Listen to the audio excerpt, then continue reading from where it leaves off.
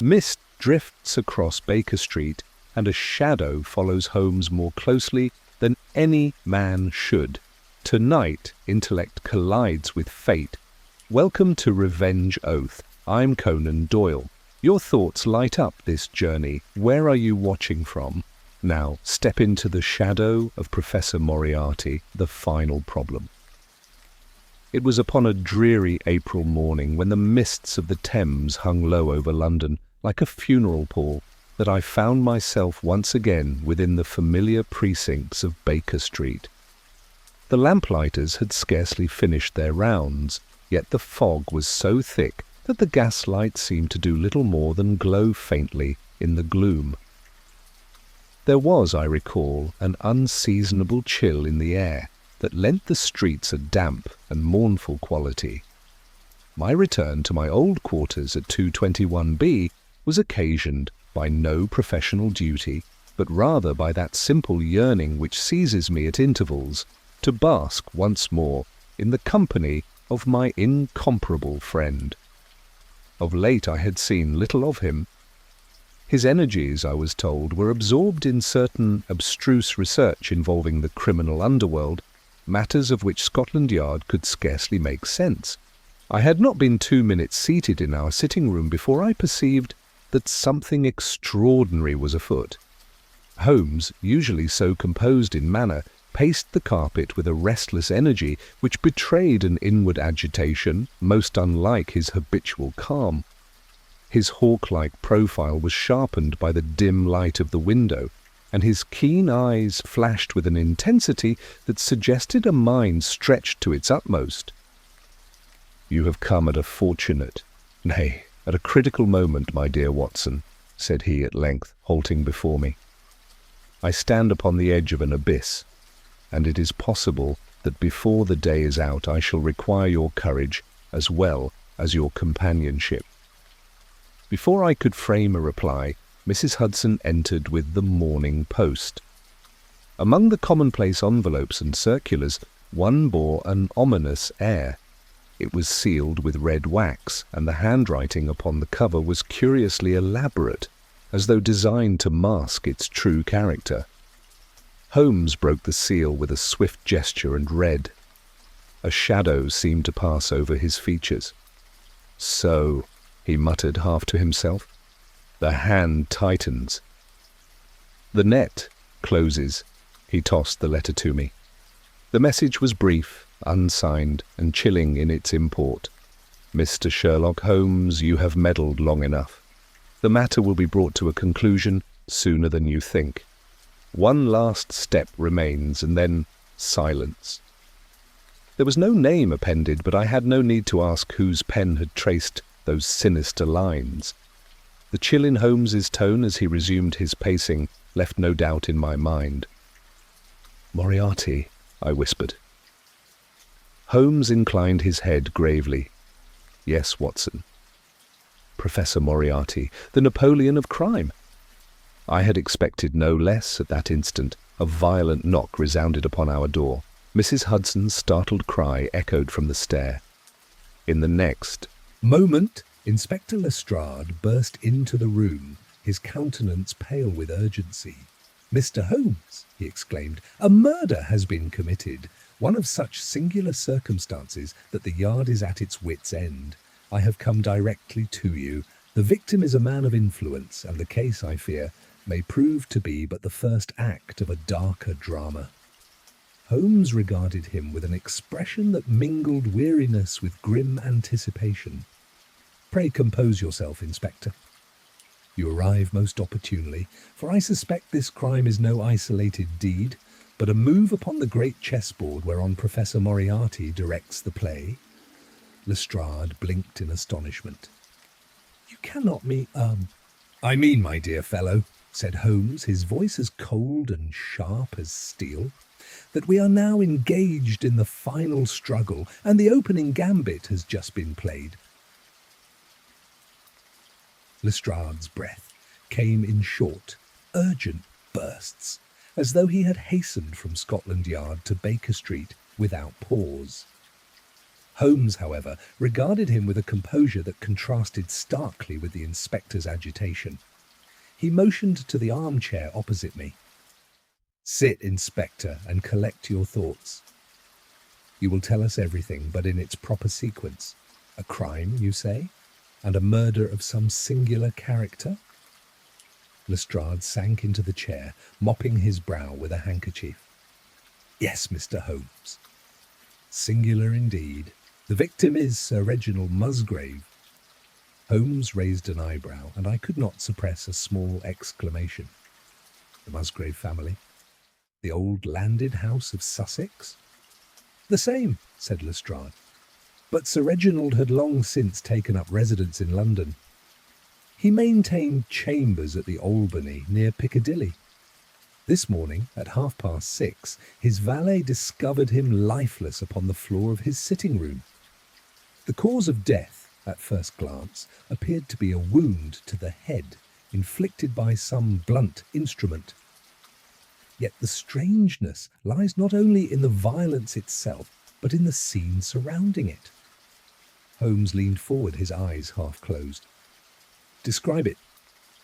"Sir Reginald," Lestrade continued, "was found sprawled near the hearthrug. The poker lay beside him, stained with blood, and the weapon. Yet what unsettles us most is that upon his desk, scattered in evident haste, were a series of documents, half-burnt, as though he had sought to destroy them in the fire. One fragment alone survived intact enough to be read, though it means little to us. It bore the words, 'Appointment at midnight, Hungerford Stairs.'" Holmes gave a slight start, and his long fingers drummed upon the mantelpiece. "Go on." "There is another matter," Lestrade said with some hesitation. "The valet swore that when he retired last evening, Sir Reginald was in a state of nervous agitation. He had locked the door of his chambers, an unusual precaution, and dismissed the servants earlier than usual. Yet when the valet returned in the morning, the lock had not been forced. The door was secured from the inside. I could not repress a murmur of astonishment. "Then it is a locked room mystery?" Lestrade nodded.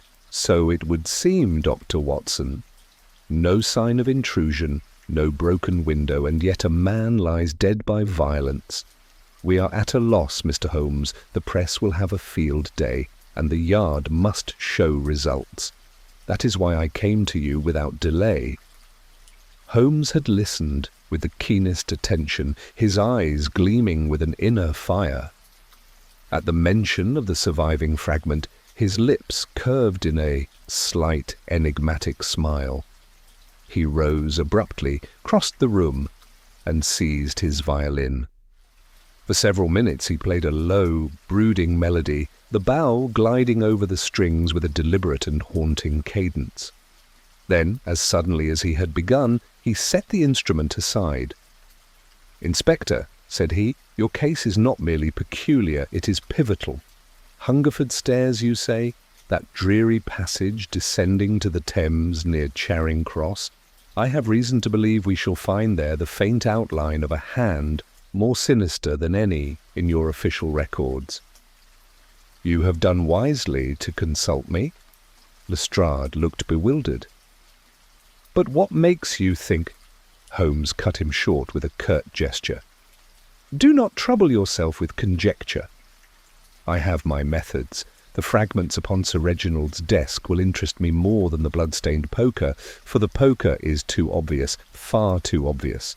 Come, Watson, your revolver may be useful. Inspector, a cab must be summoned at once." Within minutes we were rattling through the fog-choked streets of London, the hansom's wheels clattering over the cobbles. Holmes sat silent, his profile etched in the dim glow that seeped through the mist. I knew better than to intrude upon his thoughts at such times, yet I could not restrain myself from studying his face with that peculiar mingling of admiration and unease which he so often inspired in me. At last I ventured, "You seemed struck by the mention of Hungerford Stairs. Why should that dreary key hold such importance?" Holmes turned toward me, his eyes bright with suppressed excitement. "Watson, do you recall the letter that arrived this morning? The veiled threat couched in elaborate script. The hand which penned that note and the hand which guided Sir Reginald to his death are one and the same. Hungerford Stairs is no random rendezvous. It is a haunt known to those who ply their trade in the shadows of London, the smugglers, the river thieves, the emissaries of greater minds who prefer to remain concealed. Sir Reginald was drawn there by design, and the design was not his own. You suspect Moriarty." "I suspect his shadow," Holmes replied gravely. "Moriarty is too shrewd to expose himself at such an early stage. Yet mark my words, Watson, this crime bears his imprint. A locked chamber, a cryptic rendezvous, a victim of high station. It is the very warp and weft of his subtle tapestry." Lestrade, overhearing this, gave a snort of impatience. "With all respect, Mr. Holmes, the Yard deals with facts, not phantoms. This Moriarty of yours has eluded every inquiry. Many at the department doubt his existence altogether." Holmes's smile was cold. "Doubt him if you will, Inspector. But you will soon find that his touch is like the wind, unseen, yet felt in every corner of the city." Our cab drew up at last before Albany. A small crowd of onlookers had already gathered, pressing forward with morbid curiosity, though the constables kept them at bay. We ascended the stairs and entered Sir Reginald's chambers. The sight that met my eyes was indeed as Lestrade had described. The lifeless form stretched near the hearth, the poker darkened with blood, the desk strewn with charred fragments of paper. Yet to me it seemed only a scene of violence and disorder, devoid of meaning. To Holmes, however, it was an open book. He fell to his knees beside the body, his magnifying glass in hand, and began his meticulous survey. "Observe, Watson," he murmured. "The wound is severe, but note the angle, downward from behind and above. And yet there are no traces of a struggle. Does it not strike you as odd?" "Perhaps Sir Reginald was taken unawares," I ventured. "Perhaps," Holmes said softly. "But I never accept the obvious until I have excluded the impossible. And see here, the ashes in the grate. The fire had not been lit all evening, and yet these fragments are charred.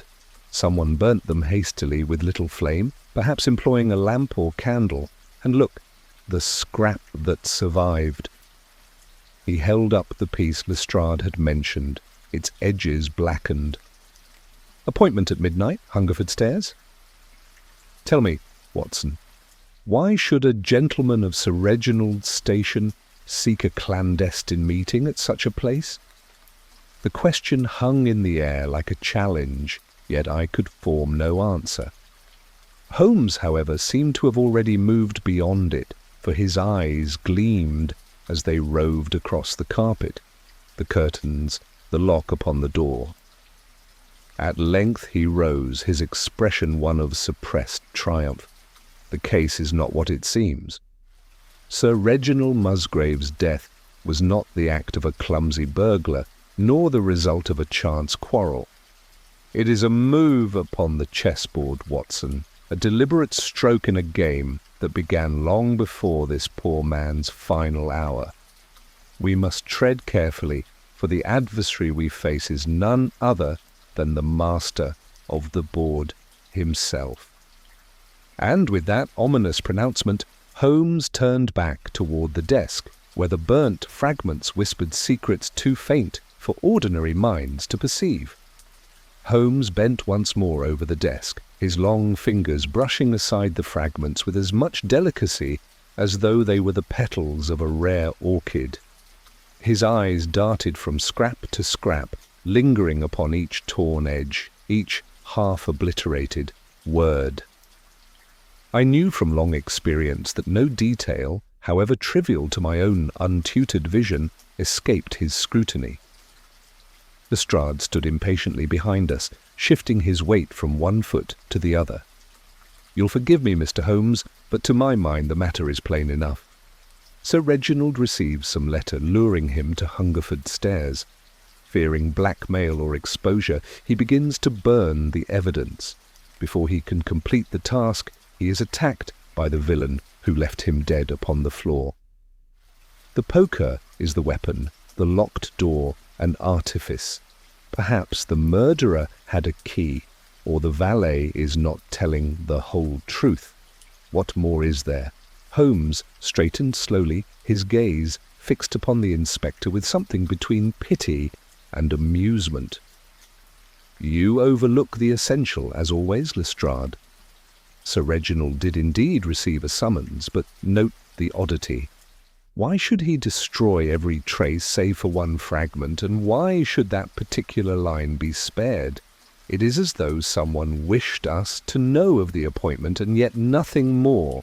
Consider, too, the fire. It was not the steady blaze of coal, but a brief flare sufficient only to char paper.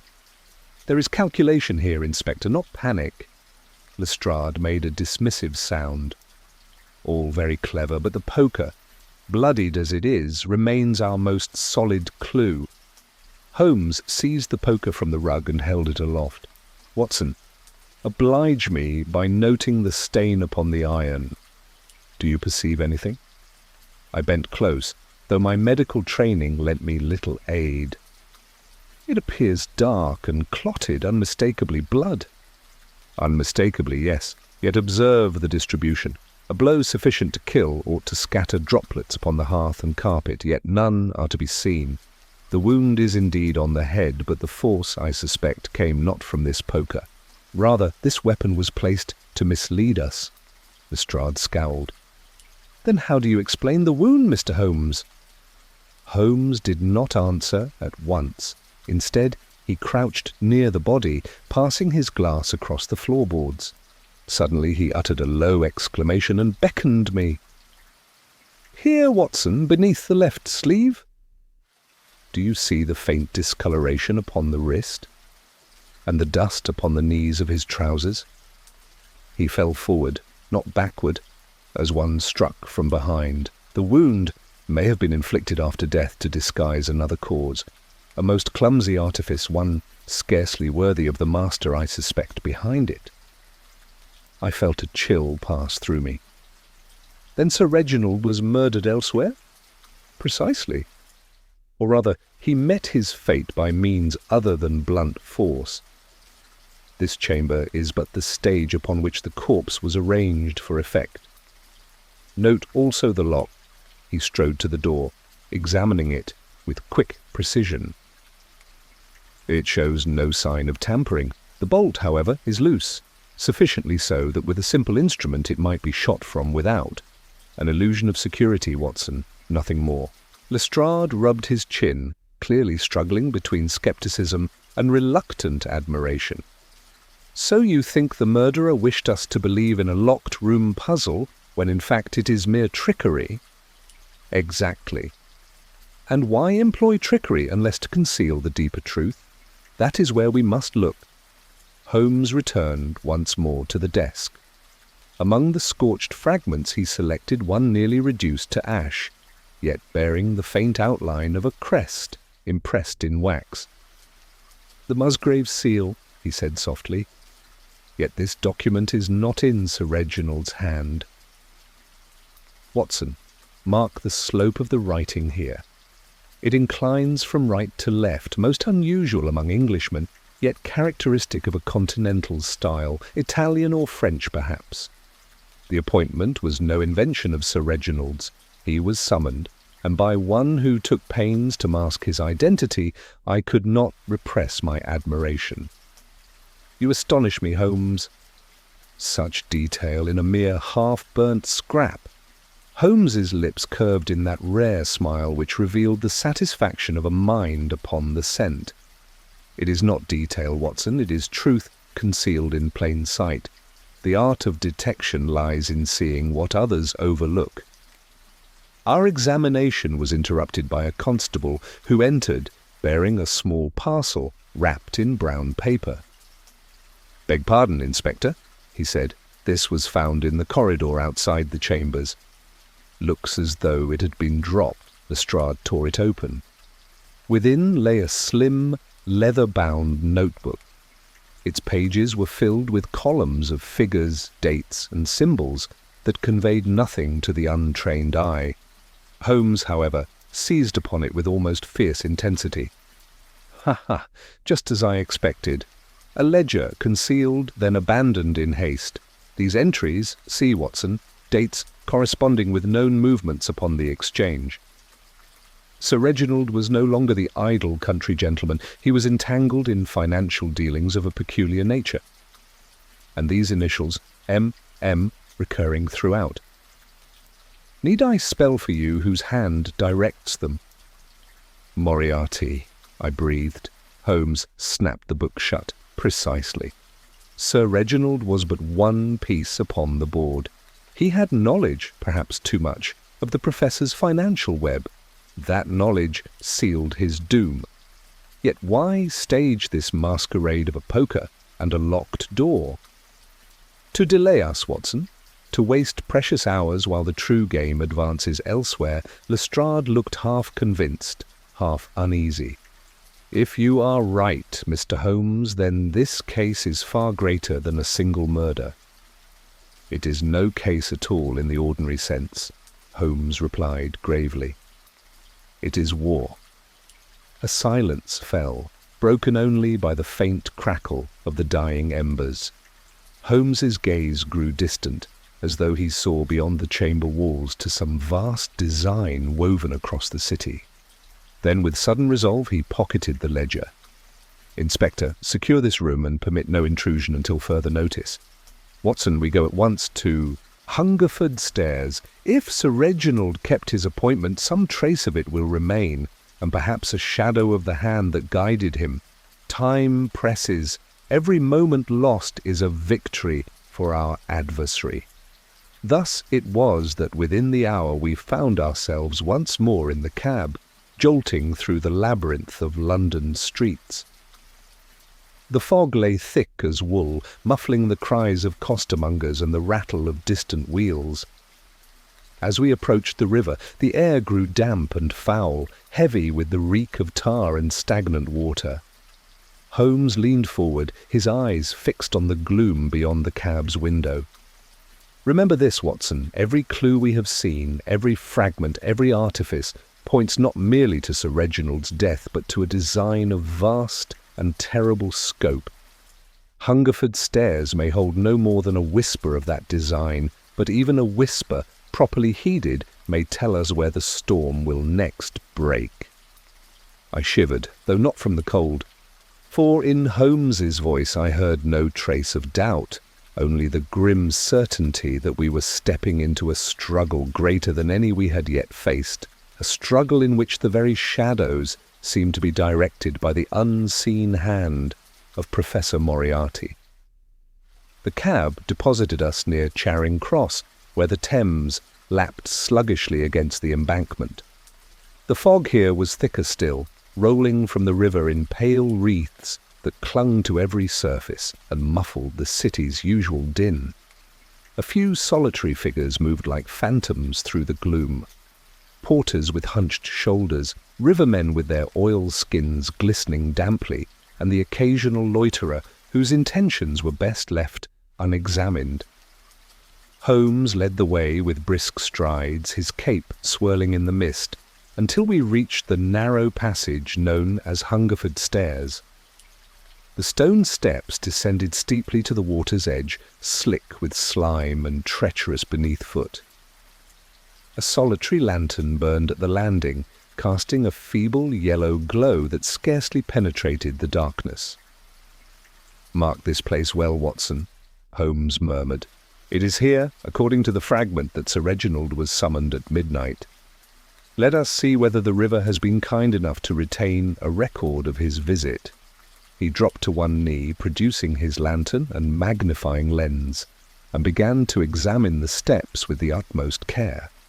I kept a wary watch, my hand upon my revolver, for the place had an air of menace that set my nerves on edge. Almost at once, Holmes uttered a satisfied grunt. "Observe these smudges upon the stone, Watson. Faint traces of mud, such as would cling to the sole of a gentleman's boot. Note, too, the ash scattered here, finer than the common refuse one might expect. Cigar ash, of the kind imported from Havana. Sir Reginald was here indeed, and he was not alone."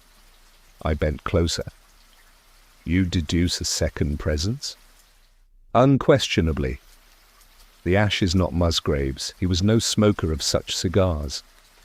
And here, see how the footprints overlap, as though one man stood waiting, the other approaching. Yes, there was a meeting, but it did not end in mere conversation. He moved lower down the steps where the river lapped hungrily against the stone. Here the mud thickens. Note the disturbance. Scrapes, as though of a struggle. And what have we got here?" He reached into the water and withdrew a small scrap of cloth, sodden and dark with river filth.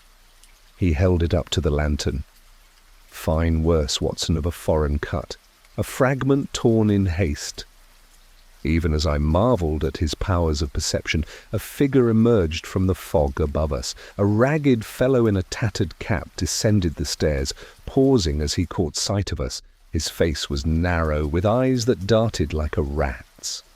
Holmes rose smoothly to meet him.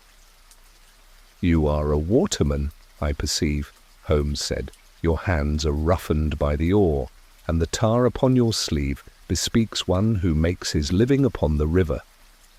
You were here last night." The man halted, his expression wary. "And what if I was? I see plenty, but it doesn't pay to talk."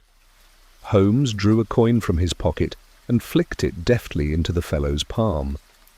"On the contrary, my good man, it pays exceedingly well to talk if one talks to the right person. Did you see a gentleman here at about midnight?" The waterman glanced over his shoulder as though fearful of being overheard. "Aye, tall gent, well dressed. He comes down with another cover, darker, foreign-looking. They talked low, like they were arguing. Then there's a scuffle, quick-like. Next thing, the tall one stumbles, near goes in the river. The other helps him up, and they go off together toward the strand. That's all I know." Holmes's eyes gleamed. "And the foreign-looking man, can you describe him further?" The fellow shook his head. "Dark coat, soft hat pulled low, that's all. Didn't see his face properly. But he moved like he knowed his way about the river, quick and sure." Holmes pressed another coin into his hand. "You have been most helpful. One last question. Did you see if either man carried anything?" The waterman hesitated, then nodded slowly. "The foreign cove had a bag, small like for papers or such. I kept it close to him the whole time." Holmes dismissed him with a nod, and the man melted back into the fog. My companion stood motionless for a moment, his features set in grim concentration. "Watson," he said at last, "the pattern becomes clearer. Sir Reginald was lured here under false pretences. He met with an accomplice, likely an agent of Moriarty, who, after some confrontation, escorted him away. By morning, the poor man lay dead in his chambers, the evidence contrived to mislead us. The bag of papers, that is the crux. Whatever it contained, it was the object of the night's enterprise." "And you believe those papers concerned Moriarty's operations?" "I have no doubt about it. The ledger we discovered was but one thread. The bag likely held others. We must discover its contents, or the enemy will remain several moves ahead." A sudden sound interrupted us, the splash of oars cutting the water, approaching swiftly through the fog. Holmes pulled me back into the shadows of the stairs. A small skiff emerged, rowed by two sturdy fellows. Between them sat a passenger, cloaked and motionless, his face obscured by the brim of his hat. As the boat slid past, I caught a fleeting glimpse of a pale hand clasping a leather satchel. Holmes's grip tightened upon my arm. "There, Watson!" "The bag. Mark it well." But even as we prepared to follow, the boat vanished into the fog, swallowed by the vast, silent river. Holmes released me, his face alight with fierce resolve. "We are upon the track, Watson, but our adversary has the advantage of the river and the night. Yet he cannot conceal himself forever. That satchel contains the key to Musgrave's death, and more. For I tell you, this is not merely the silencing of one man, but part of a design whose shadow reaches to the very heart of London." The chill of the mist seemed to deepen as he spoke, and I could not shake the sense that we stood upon the brink of a vast conspiracy, one whose threads were drawn tighter with each passing hour by the unseen hand of Professor Moriarty. Holmes turned abruptly toward the embankment, his eyes burning through the fog. "Come, Watson. We have gleaned all we may here. Our next step is clear. We must learn who had dealings with Sir Reginald Musgrave in these last days, and who among them has ties to the Professor's dark empire. Let us hasten, for every moment wasted brings our adversary closer to triumph." And so we departed Hungerford Stairs, the whisper of the river following us like a warning, as though the Thames itself bore witness to secrets too perilous for mortal ears. The fog clung to us as we made our way back toward the Strand, reluctant, it seemed, to release us from the river's desolate grasp. Holmes walked swiftly, his face set in that expression I had come to know so well, a mixture of abstraction and fierce determination. His long strides forced me to quicken my pace, yet I dared not break his silence. Only when we had gained a clearer stretch of pavement, where the gas lamps burned faintly through the gloom, did he speak. "Our inquiry now turns upon two pivots, Watson. First, the identity of the foreign agent who met Sir Reginald. Second, the contents of that satchel. Both are threads that lead to Moriarty's hand. If we seize but one, the entire web may be brought down." "And how do you propose we proceed?" I asked.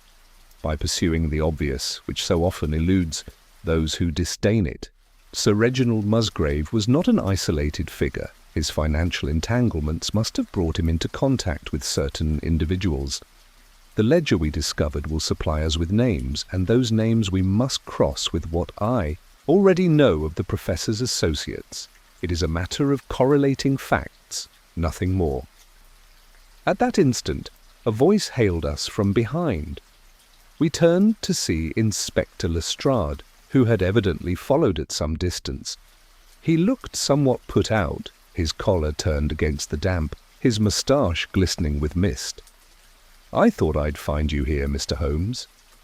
You vanished from Albany like smoke, and I was left explaining matters to the superintendent.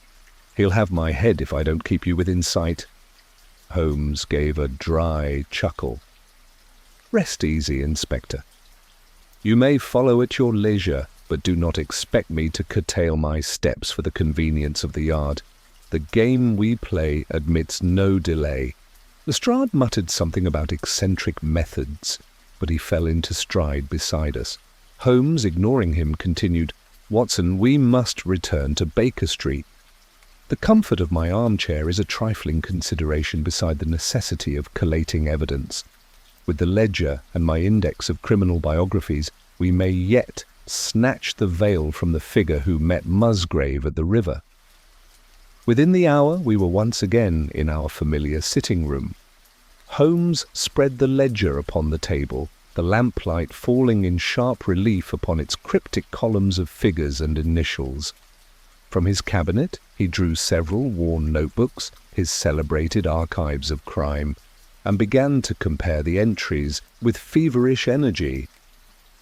His eyes darted over the pages, his pencil flying as he noted connection after connection. I watched in silence, marveling at the vast network of knowledge compressed into those slender volumes. At length he sat back, steepling his fingers. "Consider, Watson. These entries, marked with M-M, recur at intervals corresponding with fluctuations in the market. The initials are not Sir Reginald's nor any of his known associates, but observe this name in my index: Manfred Merton, a financier of dubious reputation, suspected of laundering gains for the underworld. And here another, Michaelis Mazaroff, a Greek adventurer lately arrived in London, notorious for his dealings upon the continent. Both men are tangentially connected with Moriarty. But which of them is our man? Before I could venture a reply, Lestrade interjected with ill-concealed impatience. "This is all very fine, Mr. Holmes, but we cannot secure warrants upon mere conjecture. Give me something tangible, a witness, a weapon, a confession." Holmes regarded him with a trace of disdain. "Patience, Inspector. You shall have your tangible proofs soon enough. At present, we must distinguish between Merton and Mazaroff. The clue lies in the scrap of cloth I recovered from the river. Watson, hand me my chemical reagents," I complied, and Holmes subjected the sodden fragment to a series of tests with acids and powders, his movements swift and precise.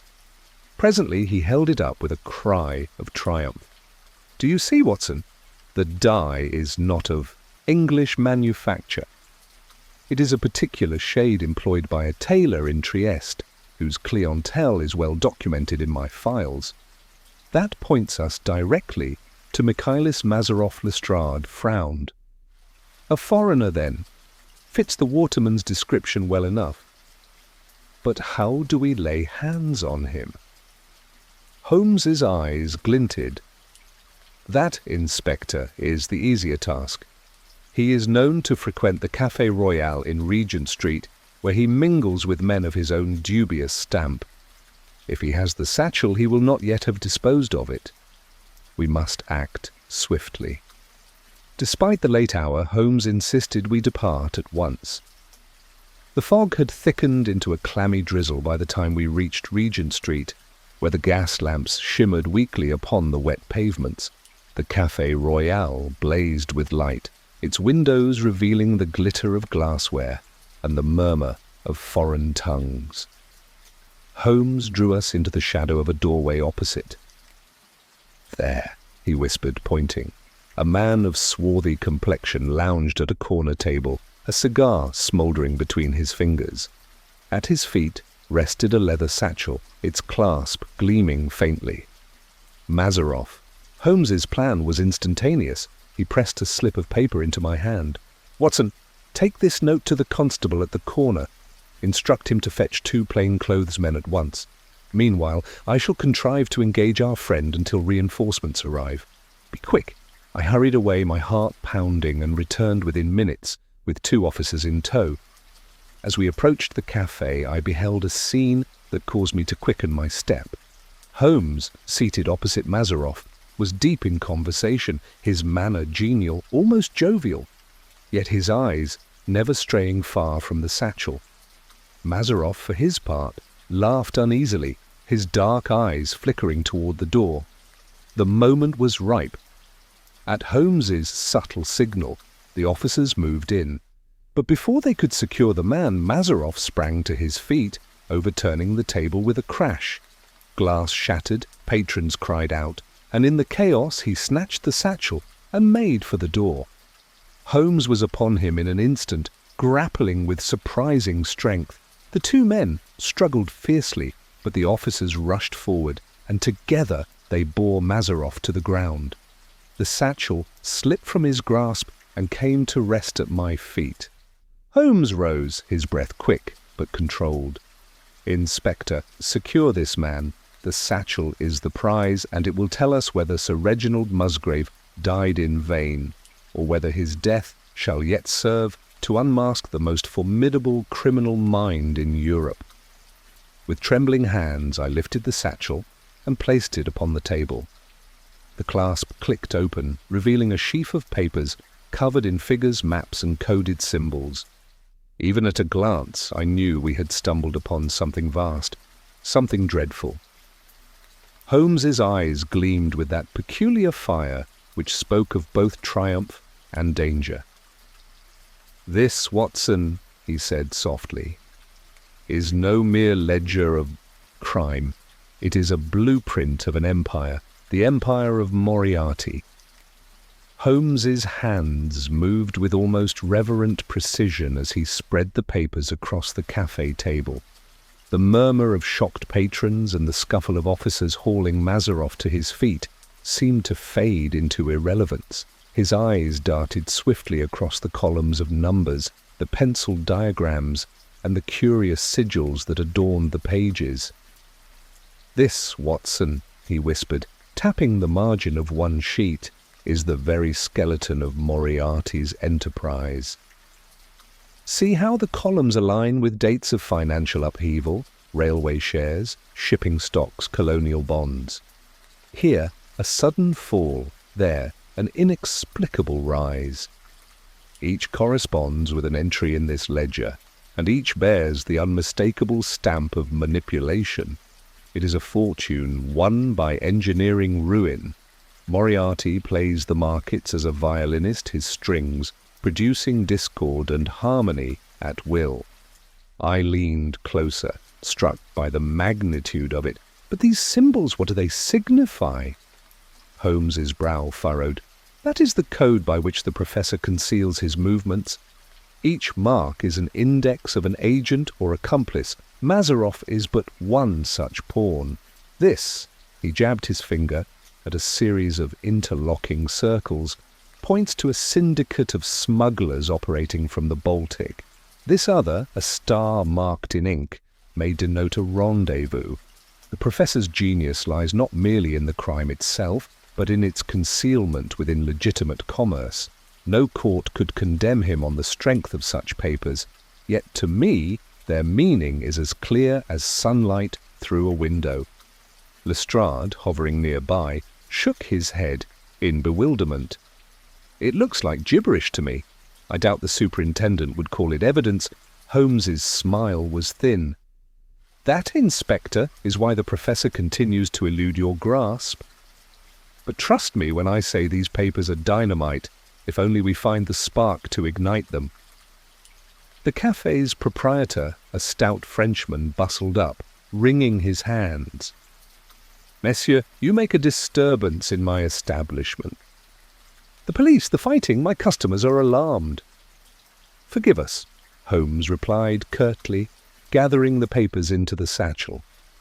"You may present your complaint to Scotland Yard, who will doubtless compensate you. Come, Watson, we have tarried long enough. The air here is too thick with smoke and chatter. We must examine these documents quietly, and with a clearer head." Outside, the drizzle had thickened into steady rain, glistening upon the gas lamps and hissing upon the cobbles. Lestrade marched beside us, holding Mazaroff firmly between two constables. The prisoner's face was sullen, his dark eyes glittering with suppressed fury. Holmes regarded him with cold curiosity. "You are but a cipher, Mazaroff," he said in a low tone.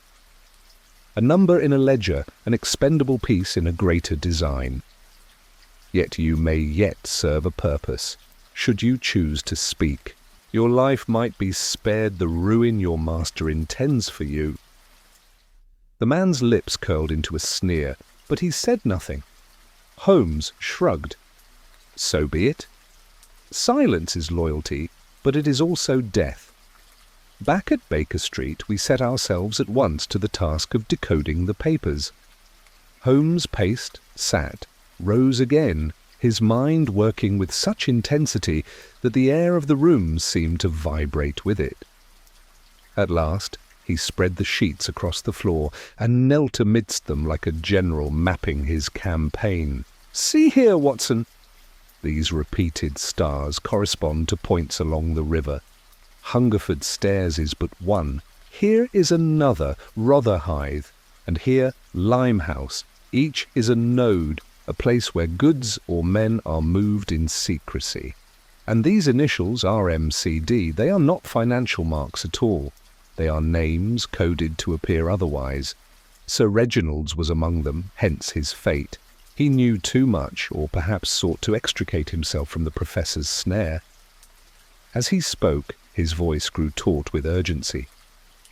"And this, Watson, this entry, marked for tomorrow evening." A transaction of unusual size, denoted with 3 interlocked triangles. I have seen this symbol before in connection with a smuggling ring broken up in Marseille.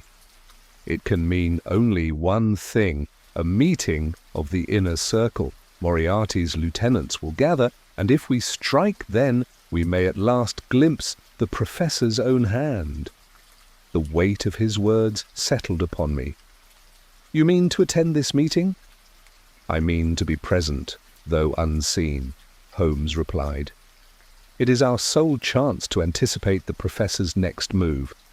If we fail, his power will swell beyond all reach. If we succeed, we may yet save London from a calamity of unimagined scope." A knock at the door interrupted us. Mrs. Hudson entered timidly with a telegram. Holmes tore it open and read, his eyes narrowing. As I suspected, a warning. He handed it to me. The message was brief, unsigned, but unmistakable in tone. "The shadow watches you. One more step, and the river shall claim you as it claimed him." I looked up in alarm. "Holmes, this is a direct threat." He smiled grimly. "A sign that we have touched the nerve, Watson." The professor grows uneasy. That is well. The more he fears us, the more mistakes he will make. Lestrade, who had followed us back, shifted uneasily. "Mr. Holmes, this is dangerous business. The Yard can provide men—" Holmes cut him off. "No, Inspector. Too many men, too much noise, and the bird will never enter the snare. Subtlety is our weapon. You may station your officers nearby, but the chief risk must be mine. I would not have it otherwise." His eyes met mine, and I felt the familiar mixture of pride and dread. "You will accompany me, Watson. Your courage is the one constant upon which I may depend. Tomorrow evening at Rotherhithe we shall see whether the shadow of Moriarty can at last be brought into the light." The rain pattered against the windows, and the lamplight flickered upon the spread of cryptic symbols that littered the floor. A sense of foreboding weighed upon me, yet Holmes's resolve was unshaken. He stood like a sentinel, his gaze fixed upon the papers, as though already envisioning the moves and counter-moves of the coming contest. Thus the night wore on, the silence broken only by the ticking of the clock and the occasional murmur of Holmes as he traced yet another line in the professor's labyrinth. For my part, I could not escape the feeling that we were no longer merely pursuing a criminal, but walking a perilous path toward a confrontation from which neither of us might emerge unchanged. The following evening found us threading our way through the narrow streets of Rotherhithe, the damp air heavy with the odour of tar, river mud, and smoke from unseen chimneys. The river itself was little more than a black ribbon, its sluggish current glinting faintly beneath the mist. Holmes walked a pace ahead, his figure shrouded in a rough seaman's coat and cap, the disguise lending him a stooped, workmanlike aspect. I followed in similar garb, though with less confidence, my pulse quickening with every step. "Steady, Watson," he murmured without turning his head. "Nerves are the one luxury we cannot afford tonight. Remember, to pass unnoticed is as vital as to see without being seen." We approached a cluster of warehouses, their windows dark, their doors warped with age. From somewhere within, faint voices rose and fell, mingled with the scrape of boots on stone. Holmes pressed a finger to his lips, and we slipped into the shadow of a great stack of timber, where we crouched, scarcely daring to breathe. Presently a lantern flickered in the yard, and 4 figures emerged from a side door, speaking in low tones. 2 were clearly dockside ruffians, their broad shoulders and rolling gait betraying their station. The third was a man of middling stature, with a neatness of dress that marked him as something more than a common criminal. But it was the fourth who drew Holmes' intense attention. He was tall, spare, his features obscured by a scarf and hat pulled low, yet his bearing conveyed an authority that needed no introduction. "Moriarty," Holmes whispered, his voice scarcely audible. "Observe, Watson. The spider leaves his web."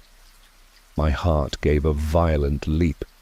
To see the man whose very name had haunted Holmes's words these past days was to glimpse the unseen power that had cast its shadow across the city. Even at that distance I felt the chill of his presence.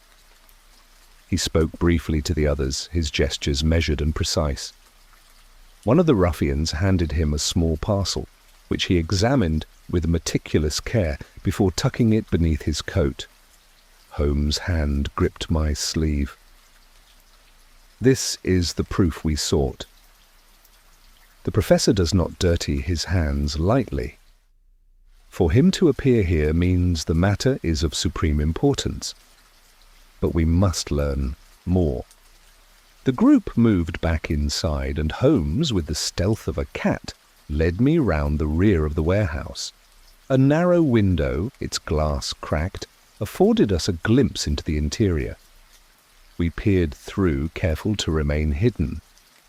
Within, a table had been set with papers and maps. Moriarty stood at its head, directing his lieutenants with quiet authority. One pointed to the river chart, where a red mark indicated Limehouse Basin. Another gestured toward columns of numbers, financial transactions, no doubt akin to those in the ledger we had obtained. Moriarty's long, pale fingers traced the lines, and his head inclined in satisfaction. Holmes's eyes gleamed. "They plan a movement by water. The parcel is but one piece. Tomorrow, at Limehouse, a shipment will pass that carries the weight of their scheme. If we intercept it, the professor's network may at last be laid bare." As he spoke, one of the men turned, suddenly, his gaze sweeping toward our window. Holmes drew back sharply, and we pressed ourselves against the damp wall, scarcely daring to move. After a tense moment, the murmur of voices resumed within, but I could feel the pounding of my heart against my ribs. Holmes placed his lips close to my ear. "We must withdraw, Watson. To linger longer is to court disaster. We have what we need." We slipped away into the fog, retracing our steps through the warren of alleys until the warehouse and its sinister occupants were swallowed by the mist. Only when we reached the main road did Holmes allow himself a breath of relief. "Did you see him clearly?" I asked. "Clearer than I should like," Holmes replied. "The professor is a man of intellect equal, perhaps even superior, to my own. Yet he uses that intellect for corruption, for the twisting of order into chaos. He is the very embodiment of the principle of evil, refined by science and sharpened by calculation. And now, Watson, we are within striking distance of his design. We return to Baker Street under cover of night, our garments damp, our spirits taut with the knowledge of what we had witnessed." Holmes wasted no time. He spread a fresh sheet upon the table and began to sketch with rapid strokes the scene we had observed, the maps, the positions of the men, the markings upon the river chart. His deductions poured forth in a torrent. "Tomorrow night, at Limehouse, the professor will orchestrate a transfer. It may be gold, bonds, opium, or some other form of wealth. The precise nature is irrelevant. What matters is that we shall be there to seize it. Lestrade shall have his men concealed at every approach. When Moriarty's agents move, we shall close the net." I studied him in silence, struck by the grim set of his features. It was not the eager light of victory that shone in his eyes, but a sombre recognition of the peril that lay ahead. "Holmes," I said at last, "if this ends as you hope, will Moriarty himself be captured?" Holmes paused, his pencil hovering above the paper. "That, Watson, is the great uncertainty. The professor is no common criminal to be cornered like a rat. He is a strategist of the first order. He may sacrifice 12 pawns, a score of knights, if only to preserve his king. Should he suspect a trap, he will vanish like mist upon the river. Yet I believe he cannot resist attending. The stakes are too great. He will be there, and we must be ready. He leaned back in his chair, his gaze distant. Make no mistake, my dear fellow. We are engaged not in the solving of a murder, nor the breaking of a gang, but in the final reckoning of two minds, long set in opposition. The game nears its climax, and only one may prevail. The clock upon the mantel chimed the hour, and the room seemed to echo with its solemn note. Outside, the fog thickened, muffling the rattle of wheels and the cries of the city. I felt the chill of foreboding settle deeper within me, yet I could not tear my eyes from Holmes's resolute figure. Thus the stage was set for the coming night at Limehouse, where the shadow of Professor Moriarty loomed ever larger, and where fate itself seemed poised to deliver its verdict. The following day passed with a weight of expectation that rendered every hour oppressive. Holmes scarcely touched the breakfast Mrs. Hudson set before us, preferring instead to pace the sitting-room with the measured tread of a sentinel awaiting the appointed hour. From time to time he paused at the window, his sharp profile etched against the pale daylight, as though he expected the very fog to shape itself into the lean figure of our adversary. I confess my nerves were strained to the utmost. Holmes's calm intensity only deepened my sense that we stood on the brink of some decisive confrontation. He spoke little, yet when he did, his words carried a gravity that chilled me. "Watson," he remarked once, "by this time tomorrow either the professor's power will be broken, or London will awaken to find itself gripped more firmly than ever in his grasp." Toward evening, Lestrade arrived, his boots damp from the rain, his expression a mixture of apprehension and excitement. He carried under his arm a map of the docks, upon which Holmes instantly bent his attention. Together they marked the alleys, the concealed entrances, the vantage points where yard-men could lie in wait. Lestrade, for all his bluster, deferred to Holmes's judgment, and I could not but admire the thoroughness with which my friend arranged every detail. "It is imperative," Holmes instructed, "that your men remain unseen until the moment is ripe. The professor's agents are no fools. The merest hint of surveillance will scatter them like startled birds. They must believe the night is theirs."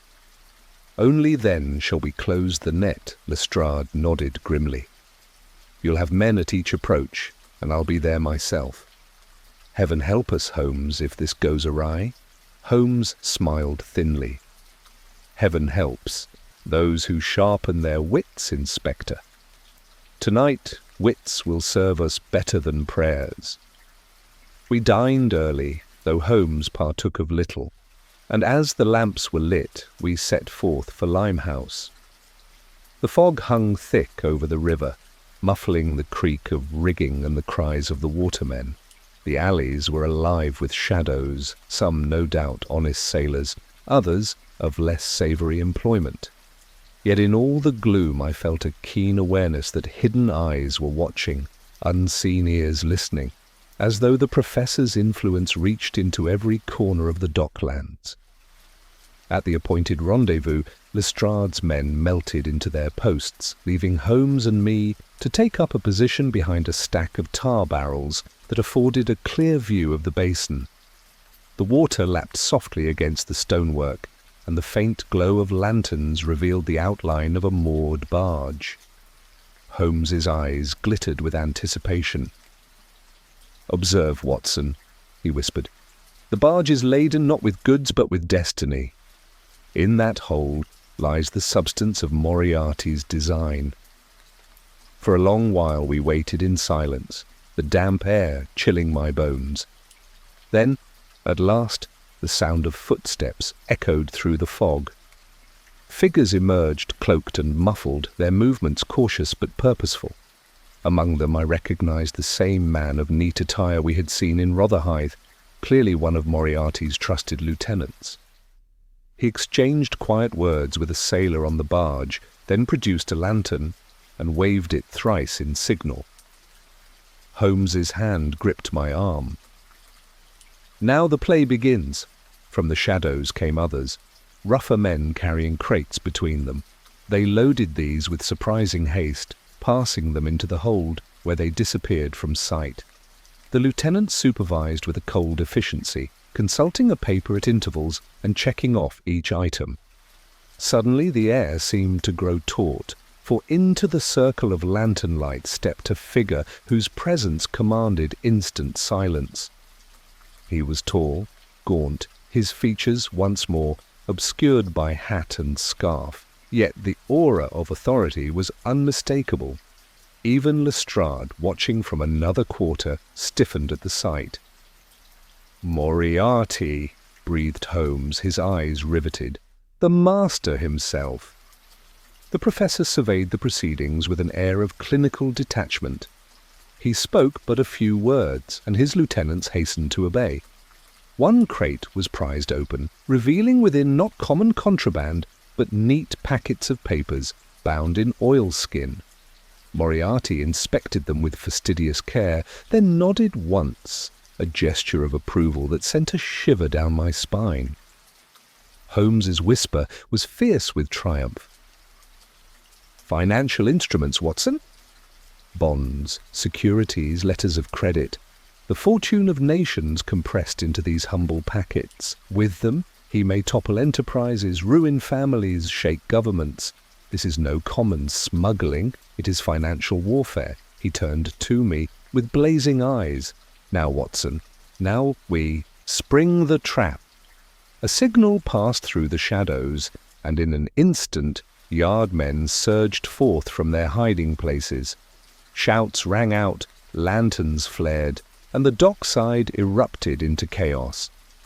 The ruffians dropped their crates and drew knives, while the sailors armed themselves with clubs. Lestrade's constables met them head-on, the clash echoing across the river. Through it all Moriarty remained motionless, his tall frame like a pillar amidst the storm. For a fleeting moment our eyes met, and I felt the full measure of his intellect and disdain. He raised a hand, and his lieutenants closed around him, shielding him as they fought a retreat toward a waiting skiff.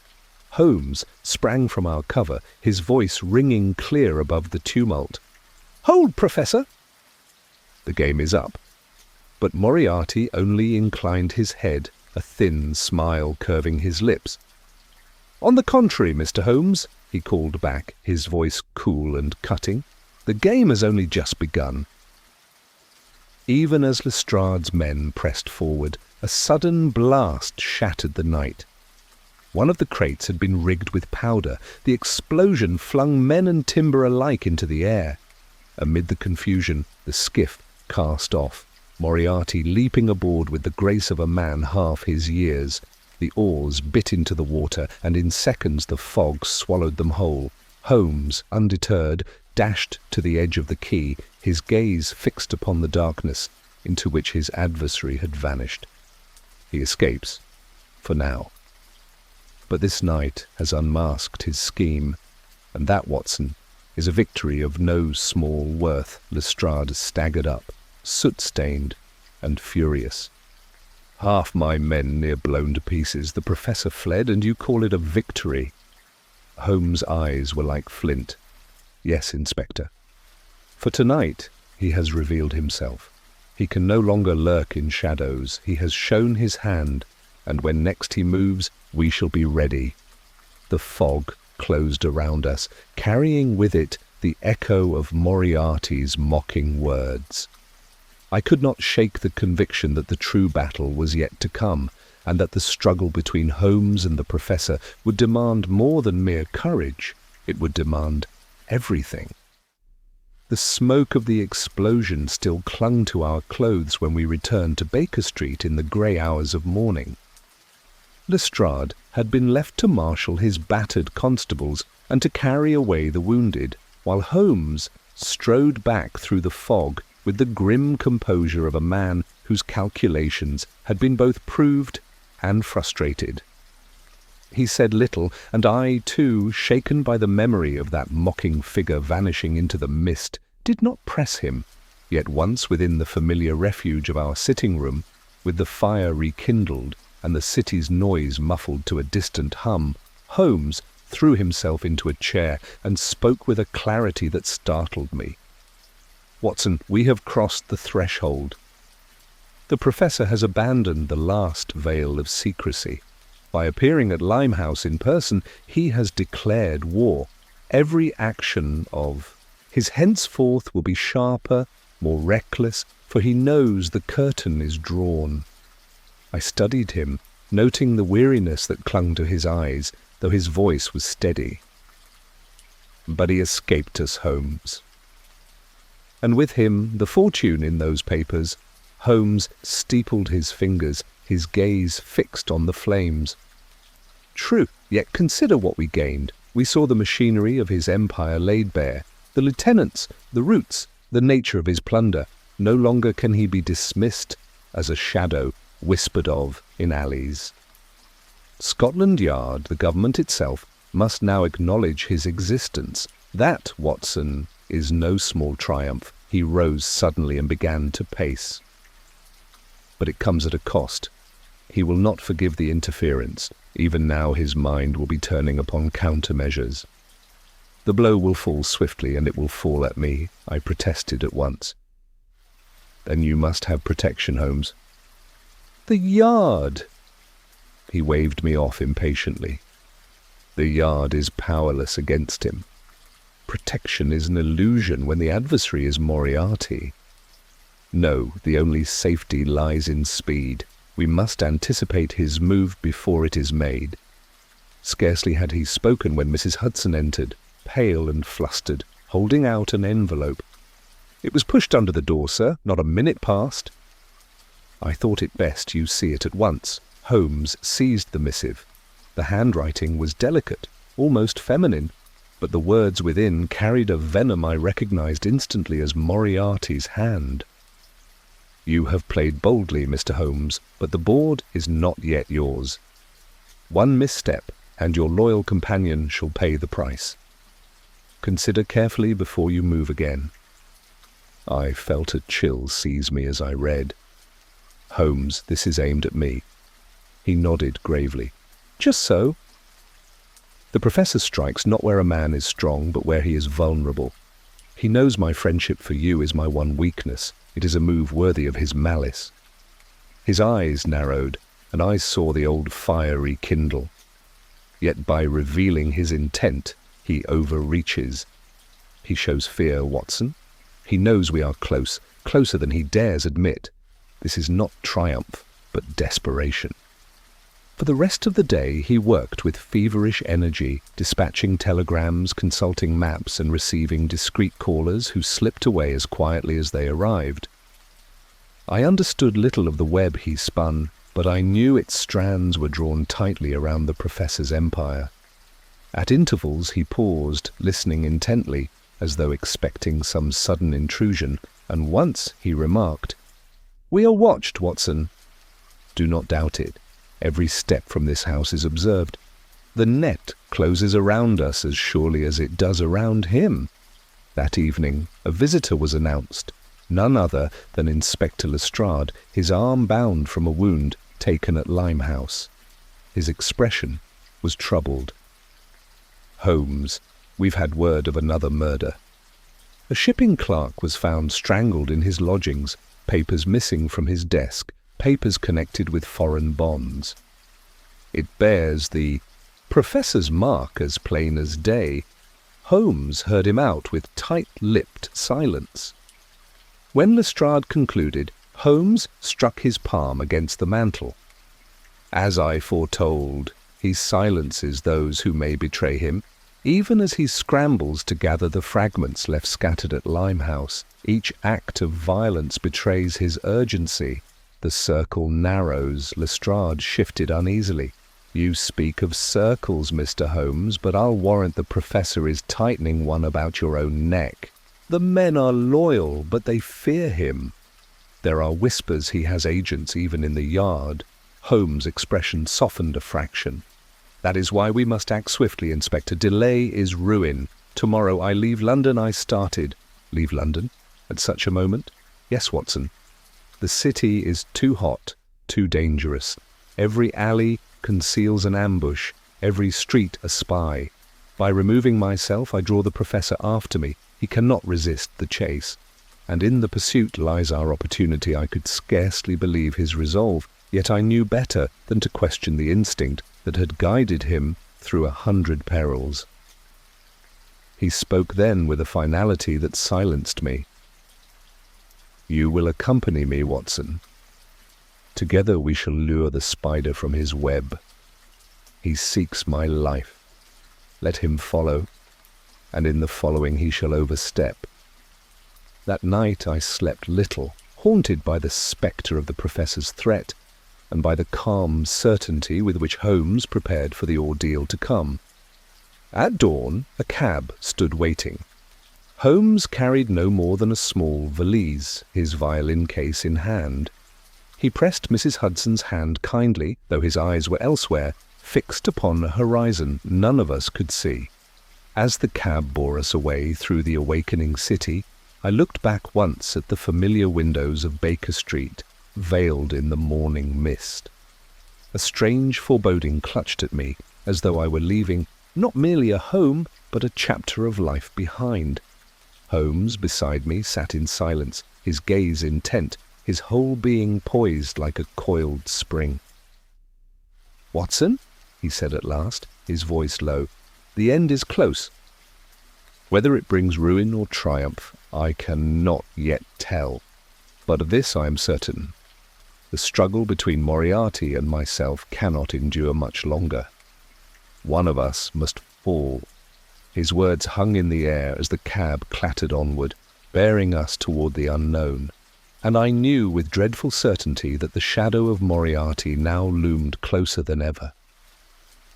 The cab rattled steadily along the streets, the iron shoes of the horse striking sparks in the half-light as London awakened behind us. Holmes sat motionless beside me, his sharp profile etched against the window, his gaze fixed outward, though I doubted he truly saw the passing scene. His thoughts were already leagues away, measuring each move in the deadly game, now unfolding. I longed to press him for our destination, yet his silence was absolute, and I knew that to interrupt the swift currents of his mind would be folly. Only when we had reached Charing Cross and taken our seats aboard the morning express did he speak, his voice little more than a murmur. "Watson, our journey begins here, yet it is not London we flee, but the Professor we draw out. He is behind us already, I do not doubt it.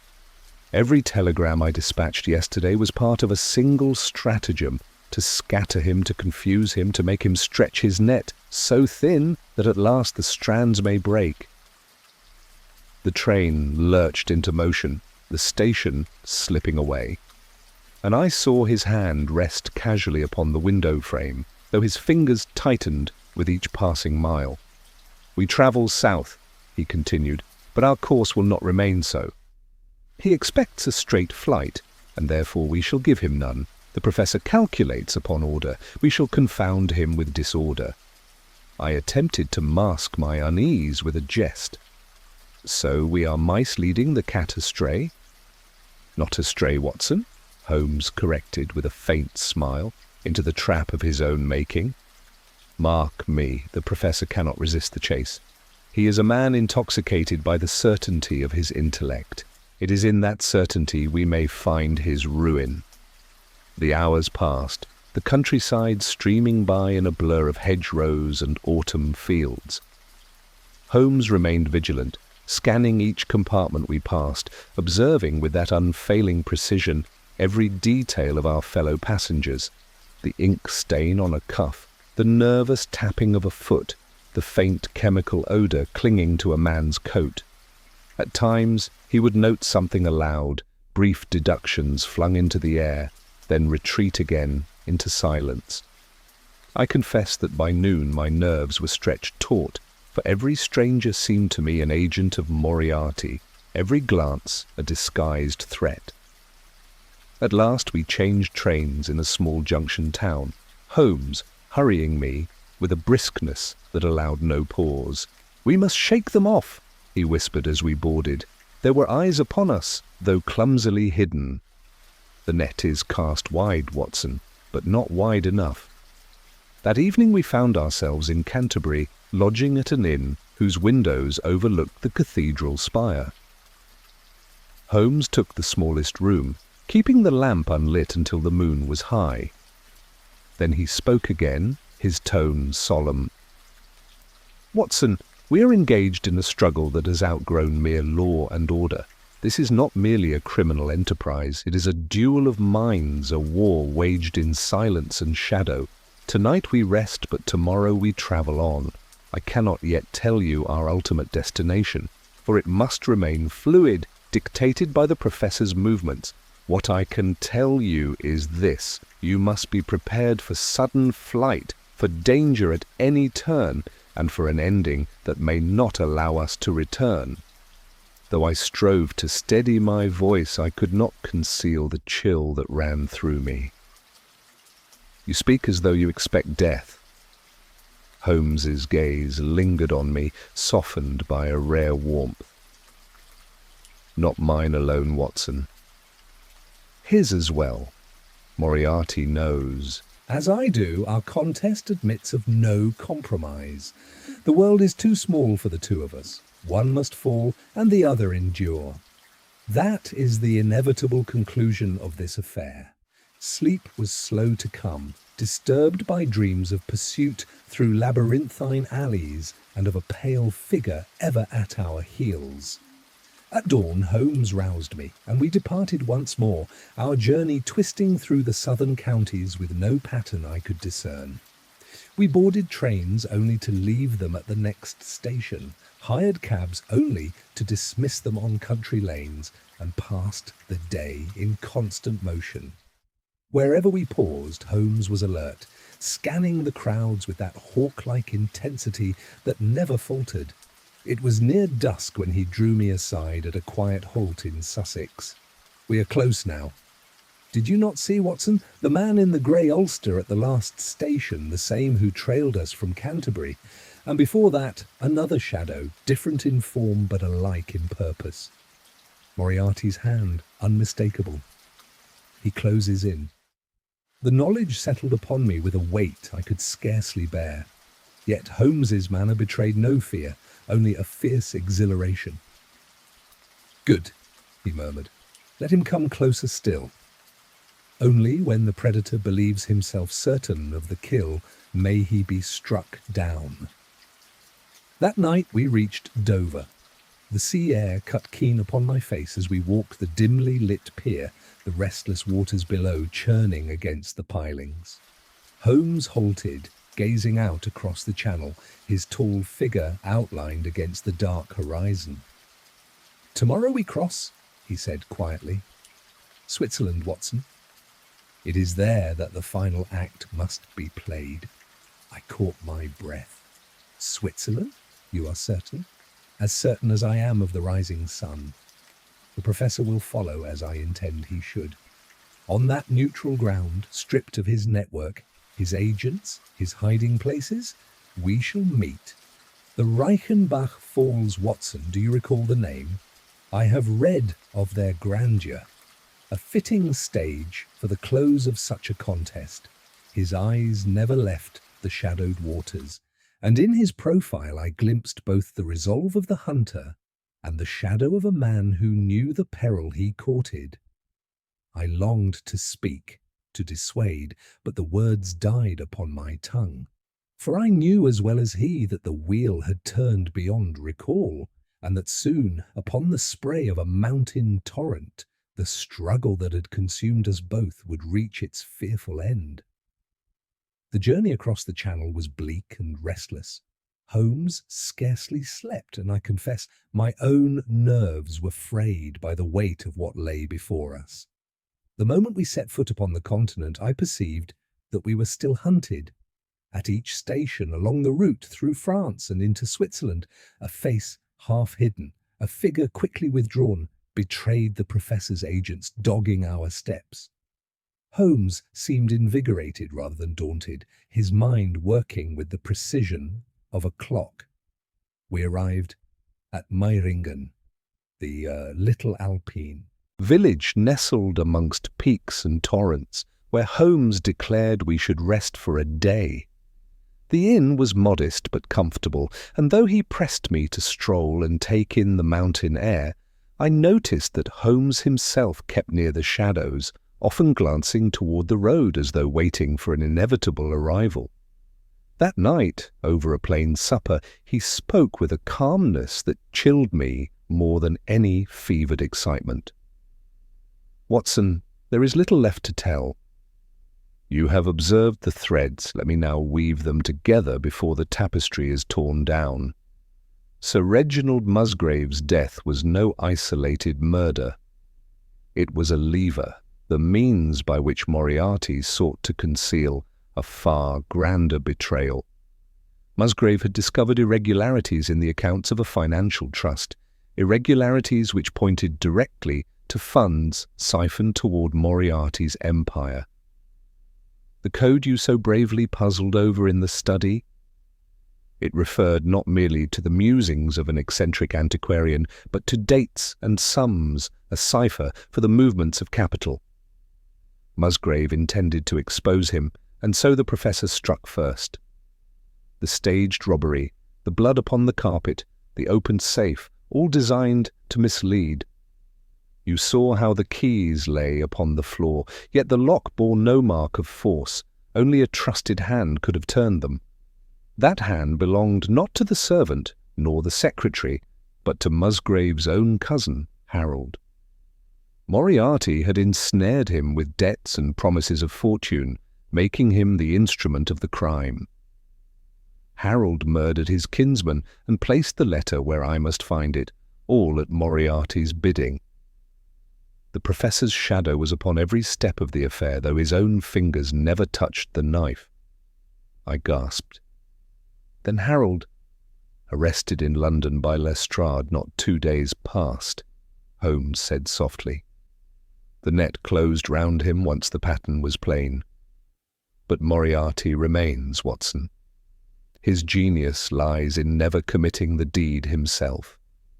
He orchestrates, directs, commands, while others soil their hands.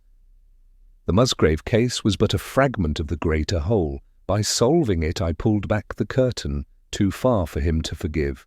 Thus his letter, his threats, his pursuit. He knows that as long as I breathe, his empire stands upon unsteady ground. Before I could reply, a note was delivered to the inn, addressed in that same curiously elaborate hand. Holmes read it without a flicker of surprise and passed it to me. "At last, Mr. Holmes, the hour approaches. Tomorrow, by the falls of Reichenbach. Come alone, lest others share in what must be concluded." Holmes folded the paper and placed it carefully in his pocket. "So be it," he said simply. The following day dawned clear, the mountains etched in blue and silver, the torrents roaring with spring meltwater. Holmes persuaded me to carry a message back to the English church in the valley, urging me to hurry on a matter of supposed medical urgency. Reluctantly I obeyed, though every instinct in me rebelled at leaving him. By the time I returned, breathless and stricken with apprehension, it was too late. Upon the path near the Reichenbach Falls I found no sign of my friend save for a letter, weighted beneath a stone. The roar of the waters thundered in my ears as I broke the seal. The words were written in Holmes's firm hand, calm and unshaken. "My dear Watson, I fear matters have reached their close. The professor awaits me, and it is plain that only one of us shall leave this place alive. Do not think me reckless. I go to this contest with eyes wide open. Should I fall, know that I considered it the price demanded for the safety of others. You have been my steadfast companion through many trials. Whatever fate decrees, I remain, as ever, your faithful friend, Sherlock Holmes. Beside the note, upon the soft earth of the path, were the prints of two men's feet leading toward the precipice, none returning. I rushed to the very brink, but the abyss below was veiled in spray, and the torrent raged with a fury that swallowed all sound and form. For long I stood there, the mist upon my face mingling with the tears I could not restrain. The greatest and noblest man I had ever known had gone to meet his enemy, and the world seemed emptier for it. And yet, as I turned at last from that dreadful chasm, the words of his letter echoed within me. Holmes had chosen the field of battle, had embraced the risk not with despair, but with resolve. Whether he had perished or somehow contrived a survival beyond my sight, I could not say. But this much I knew: Moriarty's shadow had been dragged into the light, his empire shaken to its roots, and the struggle between those two great minds had reached its terrible, inevitable climax. Thus ended, to all appearances, the career of Sherlock Holmes. Yet as I pen these lines, I cannot wholly rid myself of the conviction that somewhere, beyond the veil of that spray, my friend's keen eyes still observe, his restless mind still calculates, and that in some future hour, when England once again stands in peril, his step may sound upon the stair at Baker Street. For though Moriarty's shadow has fallen, so too endures the legend of Sherlock Holmes,